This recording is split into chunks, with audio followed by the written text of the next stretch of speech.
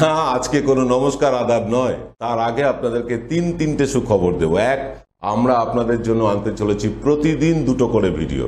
আপনাদের প্রচুর ডিমান্ড ছিল, আপনারা প্রচুর মেসেজ করেছেন, ফোন করেছেন যাতে আমরা প্রতিদিন একাধিক ভিডিও আপনাদের দিই। হ্যাঁ, আমরা সিদ্ধান্ত নিয়েছি এখন থেকে প্রত্যেক দিন সকালে আপনারা যেমন ইউটিউবের ভিডিও দেখতে পাচ্ছেন, তেমনি প্রত্যেক দিন সন্ধ্যেবেলা আমাদের ফেসবুকে পাবেন আরও একটি নতুন ভিডিও। আর তার সাথে আছে আমাদের www.nkdigital.live এর 24 ঘন্টার আপডেট দেওয়া পোর্টাল। অর্থাৎ আমরা আপনাদের সাথে 24 ঘন্টাই রয়েছি। সকালে আছি ইউটিউব নিয়ে, সন্ধ্যায় আছি ফেসবুক পেজে, এবং 24 ঘন্টা আপডেটের জন্য রয়েছে আমাদের ওয়েব পোর্টাল।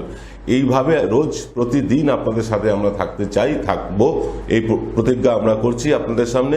এই শপথ নিয়ে বলছি যে প্রত্যেক দিন নিরপেক্ষ খবর দেব না, আমরা কিন্তু বাঙালির পক্ষে, বাংলার পক্ষে খবর দেব। আগামীকাল থেকে শুরু হচ্ছে আমাদের ফেসবুক পেজের নতুন ভিডিও আপডেট। নজর রাখুন ফেসবুক পেজটায়। আপনি যদি ফেসবুকে থাকেন তাহলে ফেসবুকে যদি সার্চ করেন এনকে ডিজিটাল ম্যাগাজিন, তাহলে আমাদের পেজটি আসবে। সেই পেজটি লাইক করুন। সেই পেজটি লাইক করলে কিন্তু প্রত্যেক দিন আপনার কাছে নতুন একটা ভিডিও প্রতি সন্ধ্যায় আমরা পৌঁছে দেব।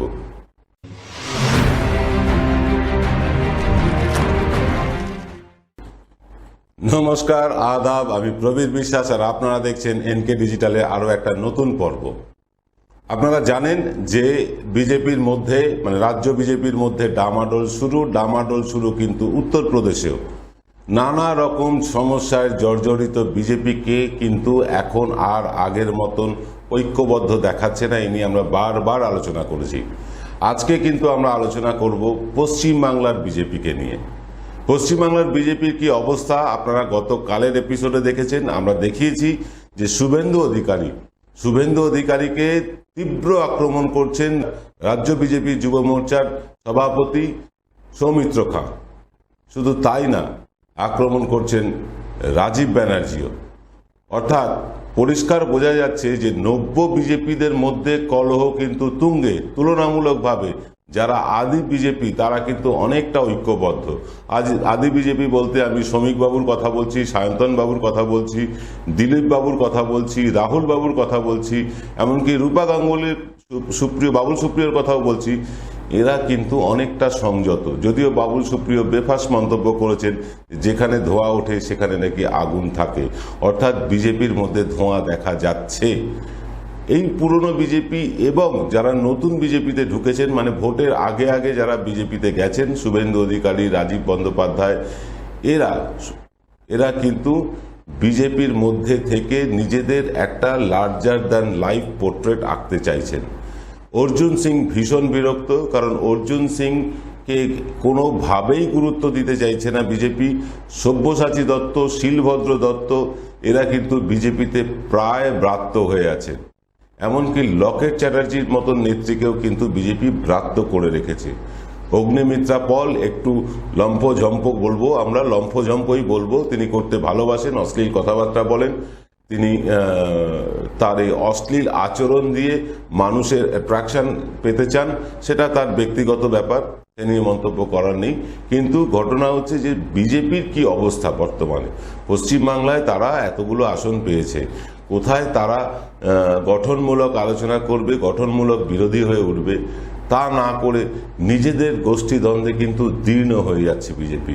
কেন শুভেন্দু দিলীপকে না বলে দিল্লি যাচ্ছে, কেন সৌমিত্র খানকে দিল্লিতে পাঠানো হচ্ছে, অর্জুন সিংকে পাঠানো হচ্ছে না, কেন শিলভদ্র দত্ত, সব্যসাচী দত্তের মতন সংগঠকদেরকে চুপ করে বসিয়ে রাখা হয়েছে, কেন রাজীব ব্যানার্জির মতন দক্ষ সংগঠক বলবো তাকে বিজেপি কোনো গুরুত্ব দিচ্ছে না। অনেক সমস্যা বিজেপির মধ্যে। বিশেষ করে মুকুল রায় বিজেপি ছাড়ার পর, আনঅফিসিয়ালি ছাড়ার পর, বিজেপি কিন্তু ভীষণভাবে গোষ্ঠীদ্বন্দ্বে দীর্ণ হয়ে গেছে। কে বড়, দিলীপ বড় নাকি শুভেন্দু বড়? এই বড় হবার লড়াই কিন্তু বিজেপির মধ্যে স্পষ্টতর হচ্ছে। আমরা দেখতে পাচ্ছি যে শুভেন্দু অধিকারী পরিষদীয় দলের নেতা হয়েও তিনি কিন্তু সর্বভারতীয় সভাপতির সাথে মিটিং করছেন, দিলীপ ঘোষের সাথে সর্বভারতীয় সভাপতি মিটিং করছেন না। এটা কিন্তু খুব আশ্চর্যজনক লাগছে সারা দেশবাসীরই। একজন পরিষদীয় দলের নেতার সাথে নাড্ডা সাহেব মিটিং করছেন, কিন্তু একজন দলের নেতা যিনি একটা প্রদেশের নেতা তাকে গুরুত্বই দেওয়া হচ্ছে না, এটা কিন্তু বিজেপি সমর্থকরাও ভালোভাবে নিচ্ছেন না। এবং বিজেপি সমর্থকরা যে নির্বাচনের পর যেভাবে বিপদের মুখে পড়েছিলেন, বিভিন্ন জায়গায় তৃণমূল কংগ্রেসের দ্বারা আক্রমণ হয়েছেন, তৃণমূল কংগ্রেসের দ্বারা ঘর থেকে বিতাড়িত হয়েছেন, তাদেরকে কিন্তু তৃণমূল কংগ্রেসই আবার ঘরে ফিরিয়ে দিয়েছে। বিজেপির কোনো নেতা ঘরে ফেরাতে যাননি, শুভেন্দু অধিকারীও যাননি। আমরা বহু সোশ্যাল মিডিয়া এবং খবরের কাগজ, টিভিতে দেখতে পেয়েছি যে তৃণমূল নেতারা বলছেন তোমরা ঘরে ফিরে এসো, আমরা কোনো রকম তোমাদের অসুবিধায় পড়তে দেব না। এবং ঘটনা কিন্তু তাই ঘটেছে। যতই আমাদের রাজ্যপাল সাহেব গলা চিৎকার করে বলুন যে রাজ্যে আইন শৃঙ্খলা পরিস্থিতি খুব খারাপ, মানুষ কিন্তু এটা বিশ্বাস করছে না। অর্থাৎ রাজ্য বিজেপি নিজেদের গোষ্ঠীদ্বন্দ্বে দীর্ণ হয়ে কিন্তু টুকরো টুকরো হয়ে যেতে বসেছে। বহু বিধায়ক কিন্তু চলে যাওয়ার জন্য মুখিয়ে রয়েছেন। তৃণমূল কংগ্রেস থেকে গ্রিন সিগন্যাল পেলেই তারা চলে যাবেন। কিন্তু যারা যাবেন না, যারা বিজেপিতেই থেকে যাবেন, এমনও বহু বিধায়ক আছেন, তারা কিন্তু গুরুত্ব পাচ্ছেন না বিজেপির মধ্যে। সৌমিত্র খান কালকে যখন তিনি পদত্যাগ করলেন, তারপরে তার কাছে বিভিন্ন নেতাদের ফোন এলো এবং তিনি পদত্যাগপত্র হাস্যকরভাবে উইথড্র করলেন এবং তারপরেই তাকে দিল্লিতে ডেকে পাঠানো হলো। আর তাতেই বেজায় চটে গেছেন অর্জুন সিং। অর্জুন সিংকে গুরুত্বই দেওয়া হচ্ছে না। তিনি নিজেকে মাসিহা মনে করেন, ওই অঞ্চলের, ব্যারাকপুর অঞ্চলের। তিনি নিজেকে বাহুবলী ভাবেন, কিন্তু তাকে বিজেপি কিন্তু কোনো রকম গুরুত্ব দিতে নারাজ। এইখান থেকেই কিন্তু সমস্যা আর একটা তৈরি হয়ে যাচ্ছে। অর্থাৎ বিজেপিতে বিদ্রোহ করলেই পদটদ থাকছে, পাওয়া যাচ্ছে, বিদ্রোহ করলেই মন্ত্রিত্ব পাওয়া যাচ্ছে, এরকম একটা কিন্তু পারসেপশন তৈরি হয়ে গেছে। গতকালের এপিসোডে আমরা ছোট্ট একটা ভুল করেছিলাম। আমরা দেবশ্রী দেবীকে সাবিত্রী দেবী বলেছিলাম, মার্জনা করবেন তার জন্য। এই দেবশ্রী দেবীর মতন একজন নেত্রী, যদিও তিনি নেত্রী হিসাবে ততটা বড় হয়ে ইমার্জ করতে পারেননি, তবুও তিনি বাংলার নারীদের একটা মুখ ছিলেন মন্ত্রিসভায়, সেই মুখটাও মুছে দেওয়া হলো। শান্তনু ঠাকুর, যিনি মতুয়াদের মুখ বলে মনে করা হয়, তাকে দেওয়া হলো জাহাজ প্রতিমন্ত্রীর দপ্তর। আপনি ভাবুন, একটা জাহাজ প্রতিমন্ত্রী হয়ে তিনি মতুয়াদের কি উন্নয়ন করবেন? এখানে তো প্রশ্ন থেকেই যায়।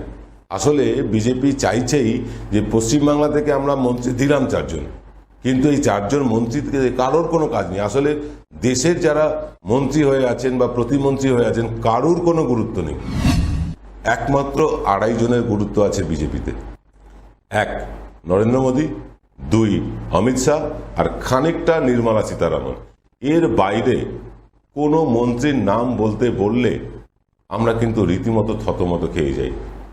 নীতিন গডকরির মতন নেতা, তাকেও কিন্তু ইনভ্যালিড করে রাখা হয়েছে। স্মৃতি ইরানি, তিনি তার ডিমোশন হতে হতে এমন একটা জায়গায় চলে গেছেন, এর পরের বার হয়তো টিকিটও পাবেন না। এই রকম একটা জায়গায় চলে যাচ্ছে বিজেপি। অর্থাৎ বিজেপি যে ট্রানজিশনের মধ্যে দিয়ে যাচ্ছে, একটা জায়গা থেকে আরেকটা জায়গায় উত্তরণ বা অবতরণের মধ্যে যাচ্ছে, এই উত্তরণ ও অবতরণের সময়, এই নিজেদেরকে বদলে নেওয়ার সময়টায় বিজেপি কিন্তু ব্যাপক ক্ষয়ক্ষতির মুখোমুখি হচ্ছে। অথচ বিজেপি এটা না বদলালেও চলবে না। বিজেপিকে তার ইমেজ বিল্ডিং করতে হবে, নতুন করে ইমেজ বানাতে হবে, নতুন নতুন নেতা নিয়ে আসতে হবে। তাতে যদি হর্ষবর্ধনের মতন মন্ত্রীকে মন্ত্রিত্ব থেকে তাড়িয়ে দিতে হয়, তাও দিতে হবে। যদি প্রকাশ জাভড়েকরের মতন নেতাকে সরাতে হয়, তাও সরাতে হবে। বাবুল সুপ্রিয়র মতন সারা দেশ জোড়া যার মুখ পরিচিত, সেই পরিচিত মুখকেও সরিয়ে দিতে হবে। নমস্কার, আমি আপনাদের প্রবীর বিশ্বাস নিয়ে এসেছি ফেসবুক পেজে নতুন ভিডিও নিয়ে প্রত্যেক দিন হাজির হতে। আমরা যেমন প্রতিদিন সকালবেলায় ইউটিউবে নতুন ভিডিও দিই, তেমনি প্রতিদিন সন্ধ্যাবেলায় ফেসবুক পেজে আপনারা পাবেন আরও একটি নতুন ভিডিও। আমাদের ফেসবুক পেজ এনকে ডিজিটাল ম্যাগাজিনকে লাইক, শেয়ার, কমেন্টে ভরিয়ে দিন এবং আমাদের সাথে থাকুন, আমরা যাতে আপনাদের কাছে প্রতিদিন নতুন নতুন ফেসবুক পেজে পর্যালোচনা আনতে পারি।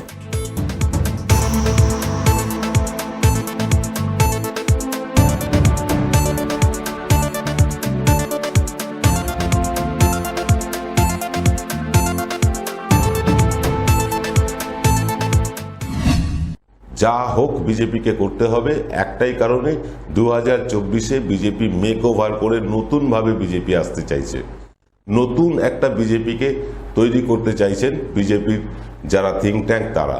কিন্তু নতুন বিজেপি করতে গেলে সবার আগে যে দুটো জিনিস বদলানোর দরকার বা যে আড়াইখানা জিনিস বদলানোর দরকার সেটাই কিন্তু বিজেপি করছে না, অর্থাৎ দেশের প্রধানমন্ত্রী, দেশের স্বরাষ্ট্রমন্ত্রী এবং দেশের ব্যর্থ অর্থমন্ত্রী। এই তিনটে মুখ না সরালে বিজেপির মেক ওভার হওয়া সম্ভব না। বিজেপিকে নতুন মুখ তুলে আনতে হবে। কিন্তু আমরা গুজরাটি বানিয়াদের জানি, যারা গুজরাটি ব্যবসায়ী তারা কিন্তু দেহত্যাগের আগে পদত্যাগ করেন না, এটা দীর্ঘ অভিজ্ঞতায় আমরা দেখেছি। অতএব যতক্ষণ পারবেন তারা প্রাণপণ চেষ্টা করবেন 2024-এও নরেন্দ্র মোদী প্রধানমন্ত্রী, স্বরাষ্ট্রমন্ত্রী অমিত শাহ, এরকম একটা ইকুয়েশন থাকবে। অথবা উল্টোটাও হতে পারে, অমিত শাহকে প্রধানমন্ত্রী প্রজেক্ট করে স্বরাষ্ট্রমন্ত্রী নরেন্দ্র মোদী হতে পারে। কিন্তু এই খোল নলচে না বদলালে বিজেপির কিন্তু ঘুরে দাঁড়ানো একেবারেই অসম্ভব। যেটা আমরা রাজ্যে বামফ্রন্টের ক্ষেত্রে দেখেছি, যে বামফ্রন্টের একই মুখ দেখতে দেখতে, একই বক্তব্য শুনতে শুনতে একঘেয়ে হয়ে গিয়েছিল বামফ্রন্ট। অ্যান্টি ইনকমবেন্সি তৈরি হয়ে গিয়েছিল, প্রতিষ্ঠান বিরোধিতা তৈরি হয়ে গিয়েছিল। বিজেপিও কিন্তু একই প্রাতিষ্ঠানিক বিরোধিতার মুখোমুখি পড়তে চলেছে। তার জন্য তারা মন্ত্রিসভা সাফল করছেন, নতুন নতুন মুখ নিয়ে আসছেন, পুরনো মুখ বাতিল করছেন। আর এই যারা বাতিল হয়ে যাচ্ছেন তারা কিন্তু ক্ষোভে ফুঁসছেন। ধিকি ধিকি কিন্তু আগুন জ্বলছে, ছাই চাপা আগুন, ধোঁয়া দেখা যাচ্ছে বাবুল সুপ্রিয়র কথায়। এই আগুন যে কোনো দিন কিন্তু বাইরে বেরিয়ে আসতে পারে।